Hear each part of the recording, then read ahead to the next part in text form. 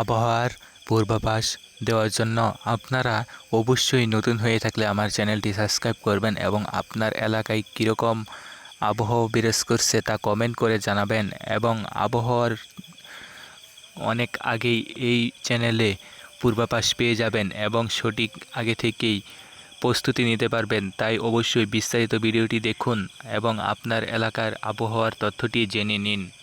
বর্তমানে বাংলাদেশের সিলেট সেই সাথে কুমিল্লার কিছু অঞ্চলে বজ্রগর্ভ মেঘ তৈরি হয়েছে এবং এই দিকে কিন্তু ঝড় বৃষ্টি শুরু হয়েছে।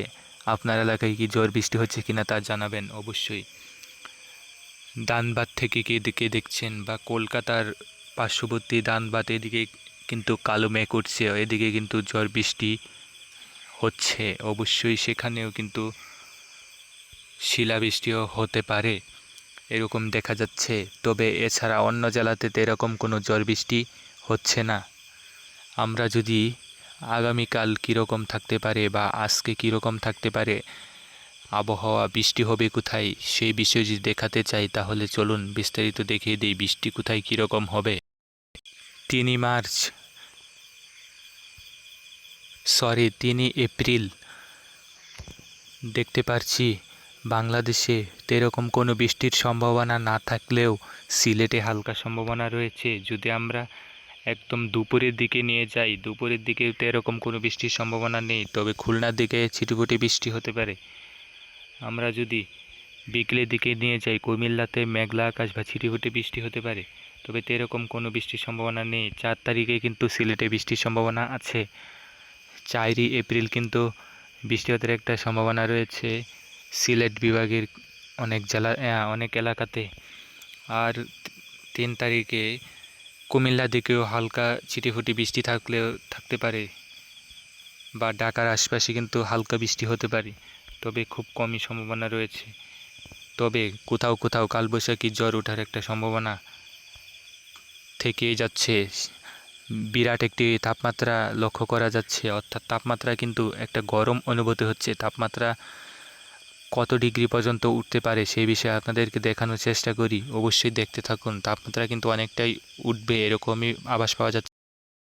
3 এপ্রিল তাপমাত্রা দেখতে পাচ্ছি বাংলাদেশের রাজধানী ঢাকাতে রয়েছে 24 ডিগ্রি, সিলেটে রয়েছে 22 ডিগ্রি এরকম তাপমাত্রা রয়েছে। সেই সাথে কলকাতাতে রয়েছে 26 ডিগ্রি এরকম চট্টগ্রামে রয়েছে 24 ডিগ্রি সেলসিয়াস, সেই সাথে কলকাতাতে রয়েছে 26 ডিগ্রি সেলসিয়াস এবং ধানবাদে রয়েছে 24 ডিগ্রি সেলসিয়াস। অর্থাৎ 22 থেকে 24 থেকে 25 26 এরকম তাপমাত্রা সর্বনিম্ন তাপমাত্রা থাকার সম্ভাবনা রয়েছে। আমরা যদি সর্বোচ্চ তাপমাত্রাটি দেখানোর চেষ্টা করি তাহলে দেখতে পারবো সর্বোচ্চ তাপমাত্রা বাংলাদেশে থাকতে পারে 37 ডিগ্রি, অর্থাৎ 40 ডিগ্রির কাছাকাছি কিন্তু তাপমাত্রা প্রায় পৌঁছে যেতে পারে। অর্থাৎ এদিকে কিন্তু তীব্র গরম অনুভূত হবে। সেই সাথে আমরা যদি পার্শ্ববর্তী কলকাতার দিকে তাকাই তাহলে দেখতে পাচ্ছি 40 ডিগ্রি প্রায় ছুঁয়ে যাচ্ছে, একেবারে 39 বা 40 এরকম তাপমাত্রা কিন্তু থাকার সম্ভাবনা রয়েছে 3 এপ্রিল। অর্থাৎ দুপুরের দিকে কিন্তু অনেক গরম অনুভূতি হবে, অবশ্যই কিন্তু গরমের তীব্রতা পাবেন। সেই সাথে